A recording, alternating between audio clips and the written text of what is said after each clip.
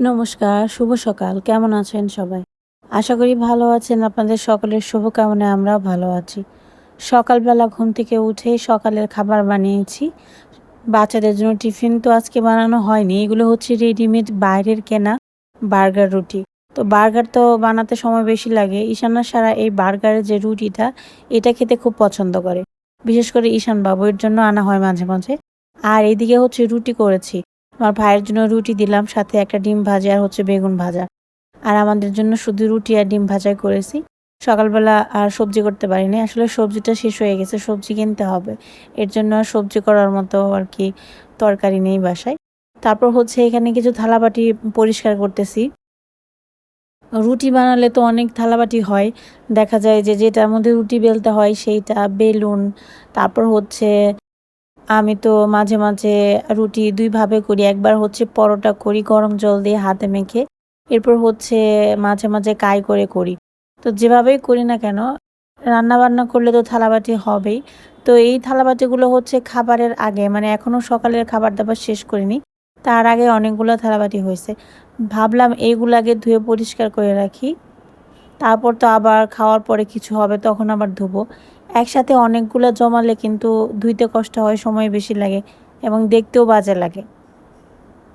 আর আমার রান্নাঘরের সিঙ্কের জায়গা অনেক ছোট, যার কারণে দেখা যায় যে থালাবাটি খুব একটা যে জমিয়ে রাখবো সেটাও পারি না। এর জন্য একটু পরপরই পরিষ্কার করে রাখি, যতটুকু জমে ওইটুকুই। তারপর বারান্দাতে আসলাম। বারান্দাতে গতকালকের কাপড়-চোপড় ছিল, সেগুলো ধোয়া ছিল আর কি, এগুলো নিয়ে এখন ভাঁজ করব। তো গতকালকে হচ্ছে একটা পর্দা ধুইতে দিয়েছিলাম। পর্দা তো ২ পিস করে থাকে, তবে এই পাশের জানালায় ১ পিস পর্দাতেই হয়ে যায়। তো এইটা দিছিলাম। তো এখন ভাবতেছি বাসার পর্দাগুলো অনেক নোংরা হইতেছে। আবার সামনে তো আসতেছে দুর্গাপূজা। আমাদের হিন্দুদের কিন্তু দুর্গাপূজার আগে আমরা বাসা বলেন বা নিজেদের বাড়ি বলেন খুব সুন্দর ভালোভাবে পরিষ্কার করি। মানে যা, যা থাকে যাবতীয় সব ধুয়ে টুয়ে পরিষ্কার পরিচ্ছন্ন করি আর কি। তো ভাবতেছি একটা, একটা করে প্রতিদিন পর্দা দেবো। যেহেতু নরমাল কাপড়-চোপড়ও থাকে। প্রতিদিন যদি ২ টা করে পর্দা দিতে যাই তাহলে দেখা যায় নরমাল কাপড়-চোপড় আর দিতে পারবো না। এর জন্য ১ পিস করে পর্দা দিব আর কিছু হচ্ছে আমাদের কাপড় দেবো আর কি। তাহলে ২ দিক থেকেই ব্যালেন্স হবে। তো এইদিকে হচ্ছে কাপড়-চোপড় এনে এখন ভাঁজ করতেছি। পর্দাটা লাগিয়ে আসলাম। ওইদিকে ঈশানবাবু বারে, বারে এসে শুধু ডিস্টার্ব করে। একটু পরপরই এসে বলবে এই দাও, ওই দাও। মানে সারাদিনই এভাবে টুকটাক, টুকটাক অর্ডার করতেই থাকে। তো এদিকে হচ্ছে কাপড়-চোপড় ভাঁজ করব। তারপর হচ্ছে দেখি আজকে দুপুরবেলা কী রান্নাবান্না করি। কোনো কিছুই খেতে ইচ্ছা করতেছে না আজকে। কী যে রান্না করব সেটা নিয়ে অনেকক্ষণ ধরে চিন্তা করতেছি।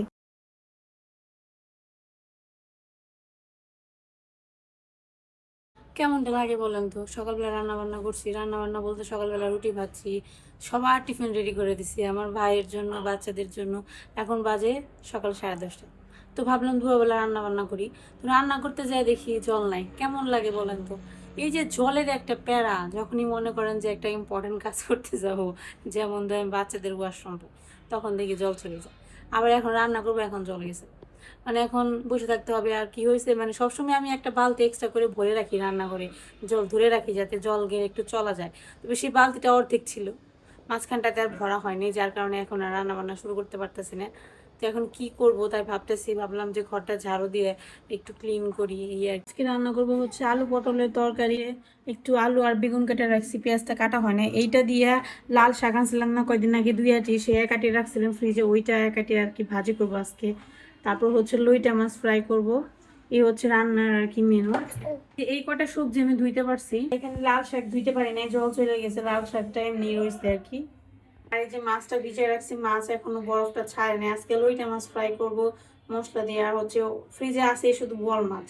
মাছ কিনতে হবে, বাজারে যাইতে হবে একদিন, দেখি শুক্রবারে বাজারে যাব। তো এই মাছগুলো একটু বড় বড় সাইজের, এগুলো ভাবতেছি ছোট ছোট টুকরো করে, তারপর হচ্ছে আলু পটল দিয়ে রান্না করবো। এমনিতে কিন্তু আলু পটল দিয়ে বোয়াল মাছ দিয়ে খাওয়াটা চলে না, কিন্তু যেহেতু আমার কাছে মাছ নাই, তাই আজকে আমি রান্না করে খেয়ে দেখবো যে আলু পটল দিয়ে বোয়াল মাছ দিয়ে খাইতে কেমন লাগে। একটা নতুন এক্সপেরিমেন্ট করবো, আশা করি খারাপ লাগবে না, খুব একটা ভালোও লাগবে না।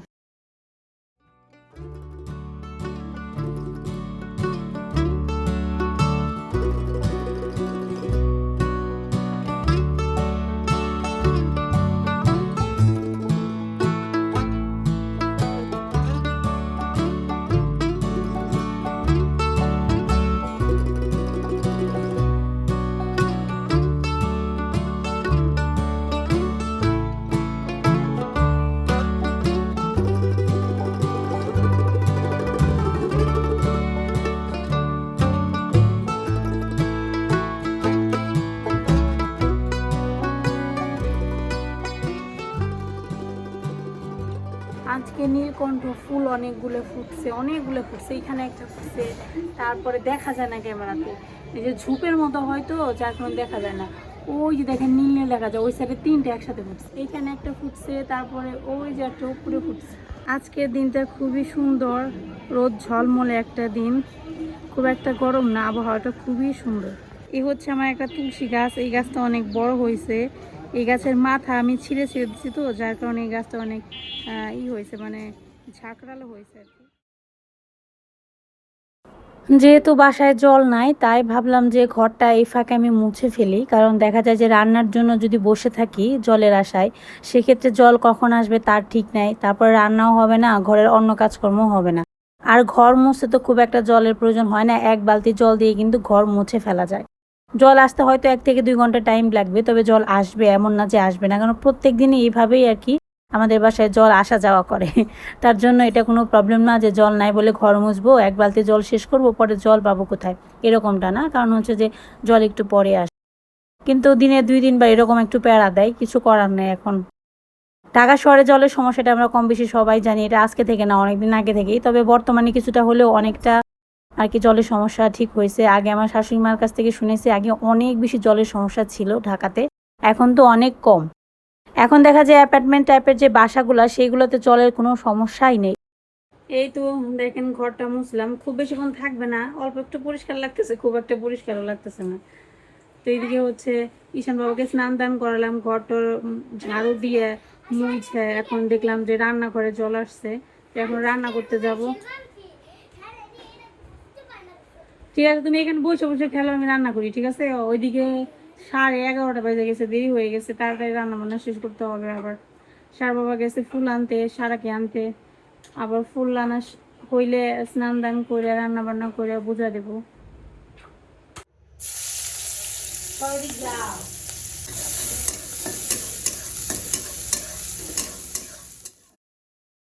নিজের সাথে অনেকক্ষণ যুদ্ধ করলাম, যুদ্ধ করার পর ঠিক করলাম যে যা আছে তাই রান্না করি। তো ফ্রিজে হচ্ছে লাল শাক ছিল, যেটা অনেক দামি একটা সবজি এখন বর্তমানে। তো ভাবলাম এইটা রান্না করি, আলু আর বেগুন কেটে এটা একসাথে মিক্সড করে পেঁয়াজ দিয়ে ভাজি করব। আর তার সাথে হচ্ছে বোয়াল মাছ ছিল, আজকে বোয়াল মাছ দিয়ে আলু পটল দিয়ে ঝোল রান্না করব। জানি এটা খেতে খুব একটা ভালো লাগবে না, তারপরেও রান্না করবই, এখন যা আছে তাই। তো এইদিকে হচ্ছে হলুদ মরিচ লবণ মাখিয়ে নিলাম, এখন বোয়াল মাছগুলো এক এক করে ভেজে নেব। মাছগুলোর সাইজে একটু ছোট করে নিয়েছি, কারণ হচ্ছে যেহেতু সবজি দিয়ে করতেছি, সবজি দিয়ে বড় মাছ হলে ভালো লাগবে না। ভাবতেছি ছোটো ছোটো পিস করে কড়া করে ভাজি করব, তারপর হচ্ছে মাছের ঝোল রান্না করব জিরে দিয়ে। যদিও বা আসলে বোয়াল মাছের সাথে জিরে গুঁড়োটা একদম ভাল লাগে না, আজকে খেয়ে দেখি না কেমন লাগে। আমি রান্না করতেছি, এইদিকে দেখেন ঈশান বাবু, উনি হচ্ছে টিভি দিছিলাম, টিভি দেখতে পছন্দ করতেছে না, এখন রান্নাঘরে আমার যতগুলো ছোট ছোট চামচ ছিল সবগুলো ফ্লোরের মধ্যে ফেলে এখন সে চামচ দিয়ে খেলা করতেছে। এই চামচ সবগুলো আবার আমার ক্লিন করতে হবে, কি আর করার বলেন। ছোট বাচ্চাদের নিয়ে যে কি সমস্যা, এই শহরে বাচ্চাদের বেশি সমস্যা, ওরা আসলে বাইরে খেলতে যেতে পারে না, ওদের কোনো খেলার সাথী নেই, সারাদিন ঘরের মধ্যে থাকে, হয় টিভি দেখবে নয় হচ্ছে বাসার জিনিসপত্র নোংরা করবে। আমরা মায়েদেরও সমস্যা আর বাচ্চাদেরও সমস্যা, কি আর করার বল, কিছু করার নাই। প্রচন্ড গরম, গরমে অবস্থা খারাপ হয়ে গেছে আজকে। সকালবেলা মনে হয়েছিল খুব সুন্দর আবহাওয়া, কিন্তু না, বাইরে অনেক রোদ, আর রোদের তাপ বেশি, এর জন্য গরম বেশি। তো রান্না বান্না মোটামুটি একটু চাপছে, একপাশে ভাত বসিয়ে দিচ্ছি, আরেক পাশে মাছের ঝোল রান্না করতেছি, আর হচ্ছে শাক রান্না করা শেষ। এখন বাজে হচ্ছে 12টা 20, এখনও সারামুনি এসে পৌঁছায়নি, এখনও আমার পূজার জন্য ফুল এসে পৌঁছায়। আমি তো সব রেডি করে রাখছি মোটামুটি, এখন ফুল আসলে স্নান করে পূজা দিব, ব্যাস। এই যে দেখেন আলু, তারপর হচ্ছে পটল, আর একটু বেগুন কেটে দিলাম, মনে হলো যে সবজি কম কম, এই জন্য একটা বেগুন কেটে দিলাম। তো এটা কষানো হয়ে গেছে, মশলা পাতি সব দিয়ে কমপ্লিট, এর মধ্যে জল দিব।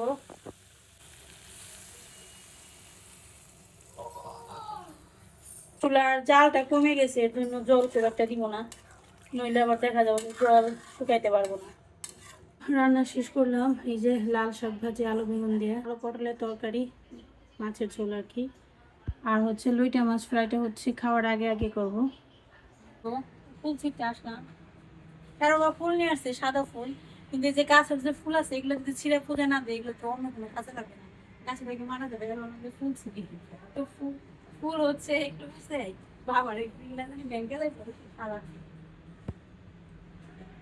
ফুল তো হয় একবারে ইয়ের মধ্যে যাবেছে।